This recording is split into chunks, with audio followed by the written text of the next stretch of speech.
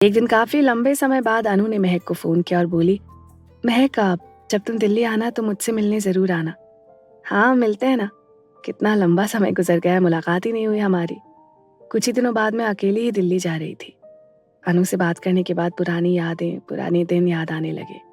मैंने तय किया कि कुछ समय पुराने मित्रों से मिलकर उन पलों को फिर से जिया जाए। दोस्तों के साथ बिताए पल, यादें जीवन की नीरसता को कुछ कम करते हैं। शादी के बाद जीवन बहुत बदल गया। वह बचपन के दिन, यादें, वह बहुत कुछ पीछे छूट गया था। मन पर जमी हुई समय की धूल साफ होने लगी। कितने सुहाने दिन थे, न किसी बात की चिंता, न फिक्र। दोस्तों के साथ हंसी ठिठोली और भविष्य के सतरंगी सपने लिए। बचपन के मासूम पलों को पीछे छोड़ हम भी समय की घुड़दौड़ में शामिल हो गए थे। अनु और मैंने अपने जीवन के दुख सुख एक साथ साझा किए थे। उससे मिलने को दिल बेकरार था। मैं दिल्ली पहुंचने का इंतजार कर रही थी। दिल्ली पहुंचते ही मैंने सबसे पहले अनु को फोन किया। वो स्कूल में पढ़ाती है, नौकरी में समय निकालना भी मुश्किल भरा काम है। अनु मैं आ गई हूँ, बताओ कब मिलोगी तुम घर ही आ जाओ, आराम से बैठेंगे, सबसे मिलना भी हो जाएगा। नहीं यार, घर पर नहीं मिलेंगे, ना तुम्हारे घर ना ही मेरे घर। शाम को 3 बजे मिलते हैं। मैं स्कूल समाप्त होने के बाद सीधे वहीं आती हूँ, कॉफी हाउस, अपने वही पुराने रेस्टोरेंट में। ठीक है, शाम को मिलते हैं। आज दिल में न जाने क्यों अजीब सी बेचैनी हो रही थी। इतने वर्षों में हम मशीनी जीवन जीते जीते संवादहीन हो गए थे, अपने लिए जीना भूल गए थे।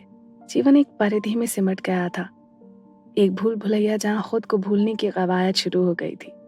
जीवन सिर्फ ससुराल, पति व बच्चों में सिमट कर रह गया था। सबको खुश रखने की कवायद में मैं खुद को भूल बैठी थी। लेकिन ये परम सत्य है कि सबको खुश रखना नामुमकिन सा होता है। वो कहते हैं ना, दुनिया गोल है, एक ना एक दिन चक्र पूरा हो ही जाता है। इसी चक्र में आज बिछड़े साथी मिल रहे थे। घर से बाहर, औपचारिकताओं से परे, अपने लिए हम अपनी आजादी को तलाशने का प्रयत्न करते हैं। अपने लिए निकाले गए पलों में एक सुख की अनुभूति होती है। मैं समझ गई कि आज हमारे बीच कहने सुनने के लिए बहुत कुछ होगा। सालों से मौन की ये दीवार अब ढहने वाली है। नियत समय पर मैं वहां पहुंच गई। शीघ्र ही अनु भी आ गई। वही प्यारी सी मुस्कान, चेहरे पर गंभीरता के भाव, पर हाँ, शरीर थोड़ा सा भर गया था, पर आवाज में वही खनक थी। आंखें पहले की ही तरह प्रश्नों को तलाशती हुई नजर आईं, जैसे पहले सपनों को तलाशती थी। समय ने अपने अनुभव की लकीरें चेहरे पर खींच दी थी। वो देखते ही गले मिली तो मौन की जमी हुई बर्फ स्वतः ही पिघलने लगी। कैसी हो अनु? कितने वर्षों बाद देखा है तुम्हें। यार तुम तो बिल्कुल भी नहीं बदली। कहाँ यार, मोटी हो गई हूँ। तुम बताओ कैसी हो? तुम्हारी जिंदगी तो मजे में गुजर रही है ना? तुम जीवन में कितनी सफल हो गई हो। अच्छा चलो आराम से बैठते हैं। आज वर्षों बाद भी हमें संवादहीनता का एहसास नहीं हुआ। बात जैसे वहीं से शुरू हो गई जहाँ खत्म हुई थी। अब हम रेस्टोरेंट में अपने लिए कोना तलाश रहे थे, जहाँ हमारे संवादों में किसी की दखल अंदाजी ना हो। इंसानी फितरत होती है कि भीड़ में भी वो अपना कोना तलाश लेता है। कोना जहाँ आप सबसे दुबक कर बैठे हो, जैसे कि आसपास बैठी 4 निगाहें भी उस अदृश्य दीवार को भेद ना सके। वैसे ये सब मन का भ्रमजाल ही है। आखिरकार हमें कोना मिल ही गया। रेस्टोरेंट के ऊपरी भाग में एक कोने की खाली मेज जैसे हमारा ही इंतजार कर रही थी। ये कोना दिल को सुकून दे रहा था। चाय नाश्ते का ऑर्डर देने के बाद अनु सीधे मुद्दे पर आ गई। बोली, और सुनाओ कैसी हो? जीवन में बहुत कुछ हासिल कर लिया। आज इतना बड़ा मुकाम, पति, बच्चे सब मनमाफिक मिल गए तुम्हें। हाँ, मुझे बहुत खुशी है।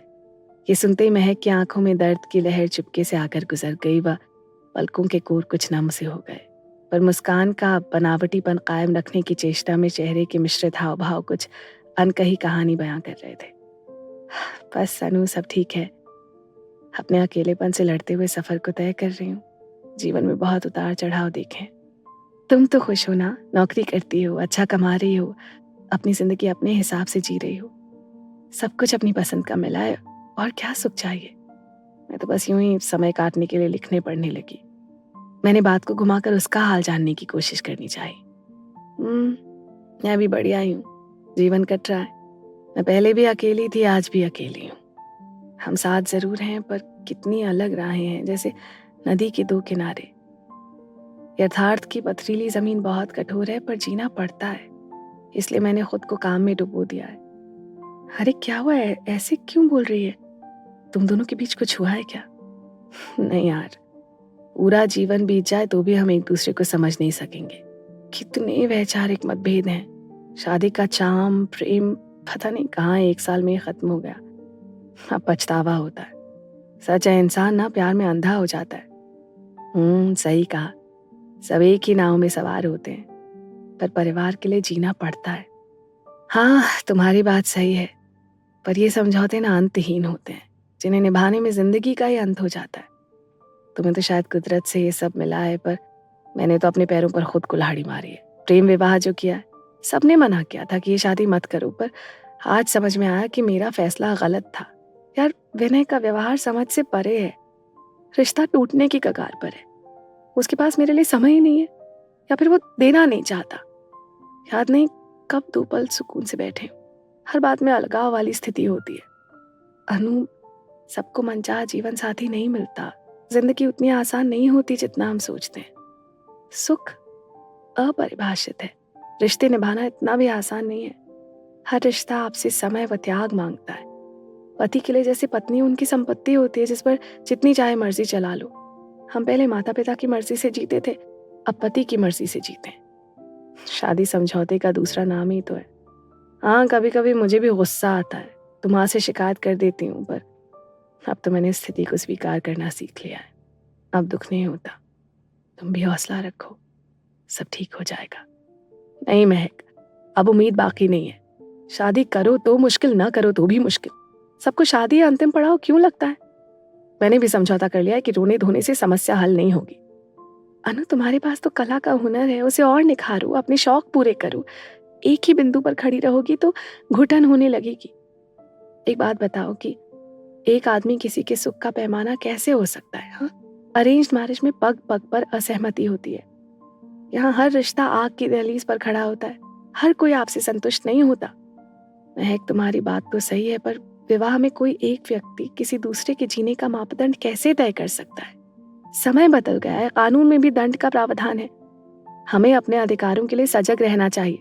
कब तक अपनी इच्छाओं का गला घोटे? यहाँ तो भावनाओं का भी रेप हो जाता है, जहाँ बिना अपनी मर्जी के आप वेदना से गुजरते रहो और कोई इसकी परवाह भी ना करे। अरे अनु, जब विवाह किया है तो निभाना भी पड़ेगा। क्या हमें माता पिता, बच्चे, पड़ोसी हमेशा मनचाहे मिलते हैं? क्या सब जगह आप तालमेल नहीं बैठाते? तो फिर पति पत्नी के रिश्ते में वैचारिक मतभेद होना लाजमी है। हाथ की सारी उंगलियां भी एक समान नहीं होती ना, तो फिर 2 लिंग कैसे समान हो सकते हैं? In marriage rape is invisible, so relax and enjoy. मुंह सुजाकर रहने में कोई मजा नहीं है। दोनों पक्षों को थोड़ा थोड़ा झुकना पड़ता है। किसी ने कहा है ना कि ये आग का दरिया है और डूब कर जाना है, तो विवाह में धूप व छांव के मोड़ मिलते रहते हैं। हाँ महक, तुम शायद सही कह रही हो। कितना सहज सोचती हो। अब मुझे भी लगता है कि हमें फिर से एक दूसरे को मौका देना चाहिए। धूप छांव तो आती जाती रहती है। अनु देख यार, जब हम किसी को उसकी कमी के साथ स्वीकार करते हैं तो पीड़ा का एहसास नहीं होता। सकारात्मक सोच कर अब आगे बढ़, परिवार को पूर्ण कर, यही जीवन है। विषय किसी उत्कर्ष निष्कर्ष तक पहुंचता कि तभी वेटर आ गया और दोनों चुप हो गई। मैडम, आपको कुछ और चाहिए? कहने के साथ ही मेज पर रखे खाली कप प्लेट वो समेटने लगा। उनके हाव भाव से लग रहा था कि खाली बैठे ग्राहक जल्दी से अपनी जगह छोड़े। हमने बातों बातों में पहले ही चाय के कप पीकर खाली कर दिए। हाँ, 2 कप कॉफी के साथ बिल लेकर आ जाना, अनु ने कहा। अनु, समय का भान ही नहीं हुआ कि कैसे 2 घंटे बीत गए। सच में गर्म गर्म कॉफी की जरूरत महसूस हो रही है। मन में यही भाव था कि काश वक्त हमारे लिए ठहर जाए, पर ऐसा होता नहीं है। वर्षों बाद मिली सहेलियों के लिए बातों का बाजार खत्म करना भी मुश्किल भरा काम है। गर्म गर्म कॉफी हलक में उतरने के बाद मस्तिष्क को राहत महसूस हो रही थी। मन की भड़ास, विषय की गर्मी कॉफी की गर्म चुस्कियों के साथ विलीन होने लगी। बातों का रुख बदल गया। आज दोनों शांत मन से अदृश्य उदासी व पीड़ा के बंधन को मुक्त करके चुपचाप यहीं छोड़ रही थी। मन में कड़वाहट का बीज जैसे मरने लगा। महक घर जाते हुए सोच रही थी कि प्रेम विवाह में भी मतभेद हो सकते हैं, तो अरेंज्ड मैरिज में पग पग पर इम्तिहान है। एक दूसरे को समझने में जीवन गुजर जाता है।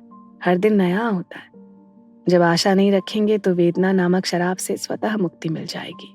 अनु से बात करके मैं ये सोचने पर मजबूर हो गई थी कि हर शादीशुदा कपल परेशानी से गुजरता है। शादी के कुछ दिनों बाद जब प्यार का खुमार उतर जाता है तो धरातल की ऊबड़ खाबड़ जमीन उन्हें चैन की नींद सोने नहीं देती है। फिर वहीं से शुरू हो जाता है आरोप प्रत्यारोपों का दौर। क्यों हम अपने हर सुख दुख की गारंटी अपने साथी को समझते हैं? हर पल मजाक उड़ाना व उनमें खोट निकालना प्यार की परिभाषा को बदल देता है। जरा सा नजरिया बदलने की देर है। सामाजिक बंधन को क्यों ना हंस कर जिया जाए, फलों को गुनगुनाया जाए। एक पुरुष या एक स्त्री किसी के सुख की गारंटी का कारण कैसे बन सकते हैं? हाँ, सुख तलाश सकते हैं और बंधन निभाने में ही समझदारी है। आज मैंने भी अपने मन में जीवन साथी के प्रति पल रही कसक को वहीं छोड़ दिया तो मन का मौसम सुहाना लगने लगा। घर वापसी सुखद थी। शादी का बंधन मजबूरी नहीं, प्यार का बंधन बन सकता है, बस सोच बदलने की देर है। कुछ दिनों बाद अनु का फोन आया। शुक्रिया महक, तुम्हारे कारण मेरा जीवन अब महकने लगा है। हम दोनों ने नई शुरुआत कर दी है, आपसी तालमेल निभाना सीख लिया है। अब मेरे आंगन में बेला के फूल महक रहे हैं। सुख की गारंटी एक दूसरे के पास है। दोनों खिलखिलाकर हंसने लगी। आपने सुनी ऑडिबल स्टूडियोज द्वारा निर्मित सरिता पत्रिका की कहानी शीर्षक सुख की